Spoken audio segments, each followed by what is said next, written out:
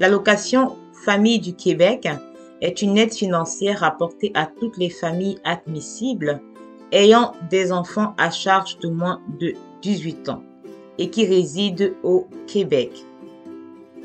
Bienvenue sur EM Efficace. Je te remercie d'avoir choisi de regarder cette vidéo. L'allocation famille est versée à une seule personne par famille. Dans le cadre d'une garde partagée, elle est versée à chaque parent selon la fréquence choisie, c'est-à-dire trimestriellement ou mensuellement. En ce qui concerne son mode de versement, l'allocation famille est versée le premier jour ouvrable de chaque trimestre, soit 4 fois par année. Alors, en un, tu as janvier, le 1er janvier pour le mois de janvier, février et mars. En 2, tu as en avril pour les mois d'avril, mai et juin. En 3, tu as juillet pour le mois de juillet, août et septembre. Et en 4, tu as pour le mois d'octobre, novembre et décembre versé le 1er octobre. En ce qui concerne le calcul, le montant précis de l'allocation est calculé chaque année en fonction 1. Du nombre d'enfants à charge de moins de 18 ans qui résident avec le ou la bénéficiaire. En 2. Du nombre d'enfants en garde partagée. Alors en 3, de la situation conjugale, je vais expliquer avec ou sans conjointe ou conjoint. En 4, du revenu familial, c'est-à-dire la somme des revenus comme des deux conjoints s'il y a lieu.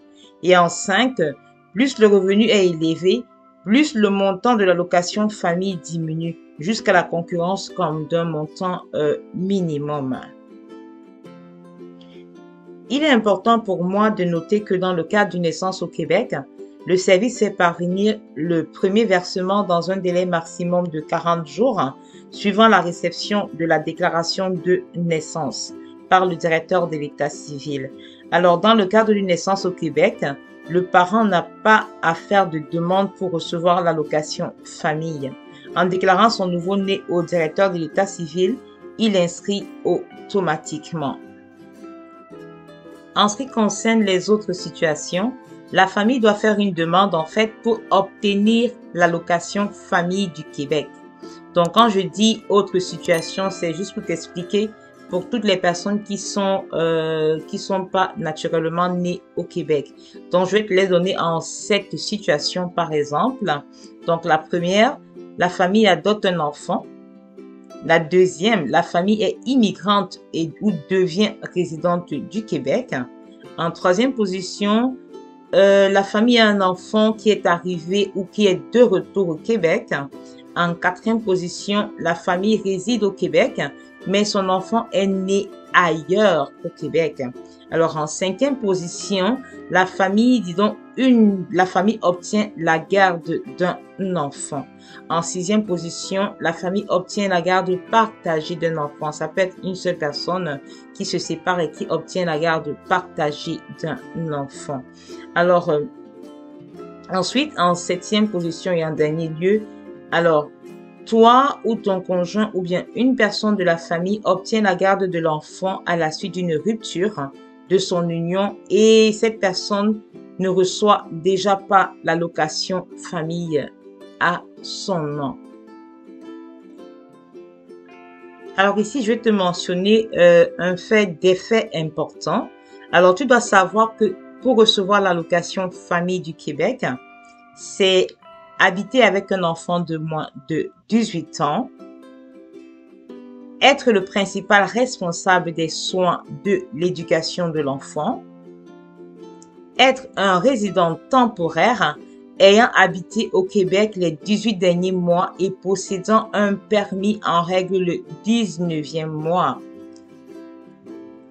La personne principale responsable de l'éducation de l'enfant doit demander l'allocation famille du Québec. Dans le cas d'espèce, si l'enfant vit avec un parent féminin et que les deux individus mari ou conjoint de fait, résidant au même domicile, le parent féminin est présumé être le principal responsable des soins de l'éducation de l'enfant du ménage. Alors, celle-ci fait la demande de l'allocation famille du Québec.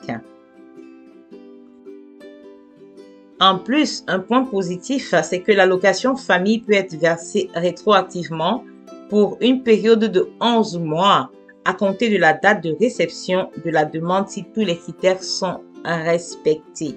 Pour recevoir l'allocation famille, le ou la bénéficiaire et sa conjointe ou son conjoint doivent produire une déclaration de revenus même s'ils n'ont aucun revenu à déclarer. Donc, alors, quand je te parle de 11 mois, attention, je te parle vraiment de l'année fiscale. C'est pas de janvier à décembre, là. C'est vraiment une année fiscale qui correspond à l'allocation famille du Québec selon Revenu Québec. Je vais dire ça comme ça. Alors, nous sommes rendus au terme de cette conversation avec toi sur l'allocation famille du Québec. Je te remercie d'avoir regardé cette vidéo. Si tu as aimé le contenu, merci de mettre le petit pouce positif. Abonne-toi sur ma chaîne et surtout n'oublie pas la cloche de notification pour ne rien rater de mes prochaines vidéos. Alors, je te remercie. Je te dis à bientôt. N'oublie surtout pas de garder le sourire.